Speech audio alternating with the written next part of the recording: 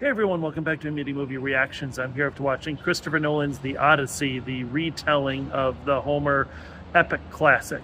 And there's a series of books by Stephen Fry that it's Mythos and Heroes, and what it does is it retells the Greek mythology in sort of a modern storytelling style and makes connections to the modern world, talks about sort of the historical connotations and all of that.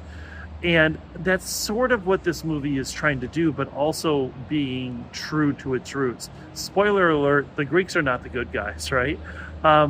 It makes things magical, but not in a way that you're seeing gods all the time.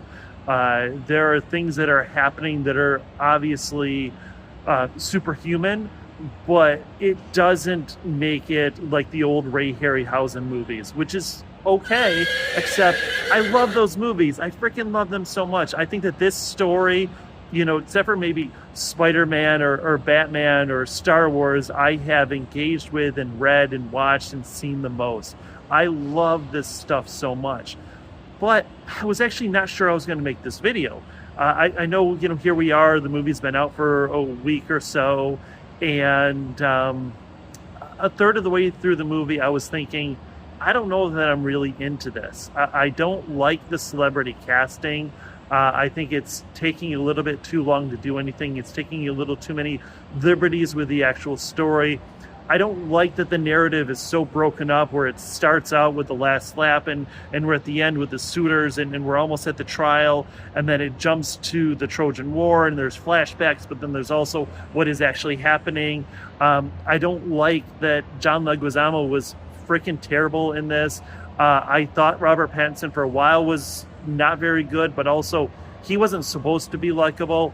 There were just some casting choices that I think Mia Goth, even though I have enjoyed some movies that she's been in, I don't think she's good. I think she holds back a lot of what she is actually in.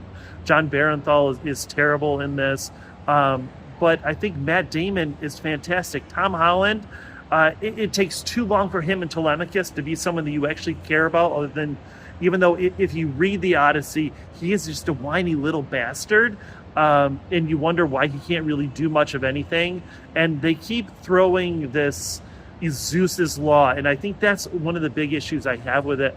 It gets really repetitive, and the message that it's trying to tell, it just kind of keeps telling that message. It keeps repeating it. However, I would say after, maybe once we get to Polyphemus, once we get to the Cyclops, the movie really, really picked up for me. I think that the monsters in this are fantastic. I think that the Cyclops is one of the all-time great monsters in movies. He was gross and he was threatening, even though it was a very, in the end, minor scene, maybe 5 to 10 minutes of this movie. And by the way, I haven't been to a movie in a while where I've seen this many people getting up and, just transitioning and leaving and coming back and all that sort of thing. It's like they needed breaks throughout this, which is understandable because there are large stretches of this movie that you can not see or skip, and it really isn't going to make a difference because, as I said, they will continue to repeat the message and the theme and everything in this movie over and over again. It looks fantastic. This is a modern marvel of filmmaking and movies. The sound design, the audio, everything is just great. The way the men that are on the ship, after a while, you can tell that their voices are starting to get hoarse. That's just fantastic. The music, the score is just, it was stunning. It really built the movie. There were some things like the crew. We didn't know their names, really. We didn't care about them at all. So when they finally die, even though if you know the story, we know they're all going to die because this is Odysseus's story, it didn't really matter at all. Like, they were just dumbasses. They were there to get killed by monsters. And I don't even know that we saw why Odysseus was as important as he was. We didn't really get to see his genius as maybe, highlighted the way we should have. I did like that they went back and kind of told the story of the Iliad and the Trojan War, and they kind of skipped the whole 10 years. I like that Agamemnon was kind of just this psychopath, right? You didn't really know who he was, except that he was a king who wanted to conquer a people. Menelaus, again, John Barenthal, I think was a miss, but the character itself was fine. There was perhaps too much in this movie, too much going on, but it still felt like it went on forever. I'm really torn because I'm talking myself down here. I didn't enjoy a good portion of this movie, but I think there are some major flaws. I think by the end, this was the epic. This was the movie that it wanted to be. I was toward the end of this movie thinking, you know what? I think this is a 10. I think this is a 10 out of 10.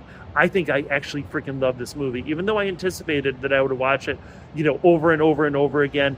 I don't know that I could watch it again. I don't know that not on IMAX or not in the theater, it's going to hold up quite as well. Maybe it'll be like George Clooney in Gravity. Remember, that movie was so fantastic in the movie theater, but then seeing it at home, it kind of loses that weight, right? It loses the gravitas that it had.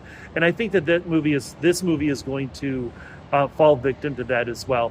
So even though in my heart, I want to give it a 10, I think realistically, this is an 8, because there were pieces that could have been trimmed. There were some acting choices that were not right there. There were some casting choices that I think Travis Scott, why was he in this movie other than just being a name? I don't know. There were too many things in this movie that I think were questionable and didn't make sense. That as much as I ended up enjoying this movie, I did freaking love this movie at the end, even though the last fight scene was kind of stupid. I can't give it a 10. I want to, but I can't. I'm going to give it an 8. I do think this is one you should go see in an IMAX or an RPX or a 40X or a Screen X or the 1,000 other options that we have out there, other than maybe just the standard. And see it in the theater if you have interest in it. And there we are. I appreciate you all. Please like, share, subscribe. I know I have not been around much lately, but just life is going on. That's what's happening. So hopefully over the next couple of weeks, I'll be back and better than ever. So I appreciate you all again, and we'll see you after the next movie.